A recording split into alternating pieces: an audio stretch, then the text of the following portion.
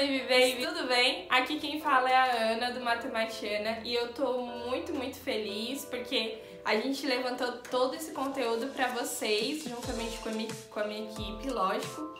E hoje é a nossa primeira videoaula e nós vamos falar sobre nada mais, nada menos que conjuntos finitos e conjuntos infinitos, além de falar um pouco sobre as definições de conjuntos, elementos e etc. Então se liga aí, não pula esse vídeo e bora estudar comigo. Tá, gente? Então, pra gente entender o que é conjunto finito e conjunto infinito, primeiro a gente tem que entender o que é conjunto. Se a gente pega a palavra conjunto lá no dicionário, a palavra conjunto ela significa uma coleção de objetos.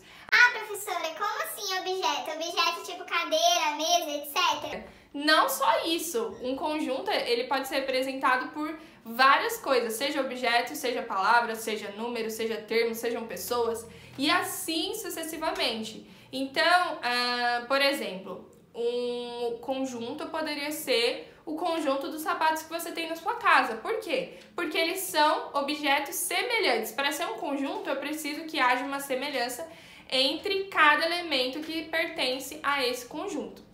Tá, então vamos começar a falar um pouquinho sobre os conjuntos finitos. Agora vamos para os conjuntos finitos e os conjuntos infinitos. Qual que é a diferença de um para o outro?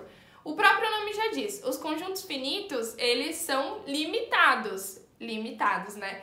E os conjuntos infinitos, eles não têm um limite. Por que eu coloquei as aspas? Porque quando a gente estuda realmente matemática na faculdade, para definir os conjuntos finitos e infinitos é tipo uma complexidade de demonstrações e várias coisas, etc. Então, tem uma complexidade de coisas que a gente estuda na faculdade e que geralmente não é apresentado pra gente no ensino médio. Então, imagina que eu tenho o meu conjunto, que geralmente ele é representado por um círculo e ele é fechado exatamente dessa forma. Se eu pego esse conjunto e transformo ele como se fosse numa corda e estico ele, tipo numa sequência, em que cada elemento passa a ocupar uma posição na minha sequência, eu posso falar, por exemplo, que se eu não tenho última posição, quer dizer que o meu conjunto ele é infinito.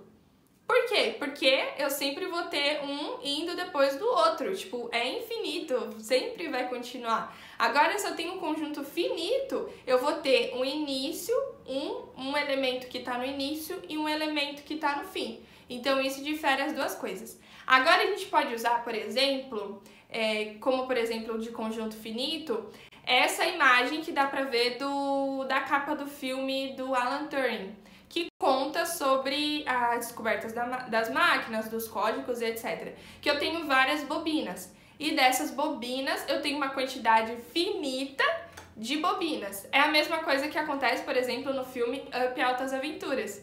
Por quê? Porque eu tenho uma quantidade finita de bexigas que estão segurando a casa do Up. Tá, agora vamos para um exemplo de conjunto infinito. A gente poderia usar como exemplo de um conjunto infinito a conta bancária da Beyoncé, por exemplo. Mentira, gente. Mas geralmente a gente usa como exemplo de conjunto infinito conjuntos numéricos, por exemplo, os números naturais, os números inteiros que a gente vai ver futuramente. Beleza, gente? Por hoje é isso. Façam a lição de casa. Aqui nos comentários vai ter o mapa mental para vocês estudarem, vai ter resumo, vai ter alguns exemplos de exercícios que vocês podem fazer para reforçar essa ideia de conjuntos finitos e infinitos. E estudem muito. Qualquer dúvida, me mandem lá no grupo do Telegram e participem, curtam, se inscrevam. E não se esqueçam que as próximas aulas a gente vai continuar aqui estudando cada vez mais e aprendendo matemática.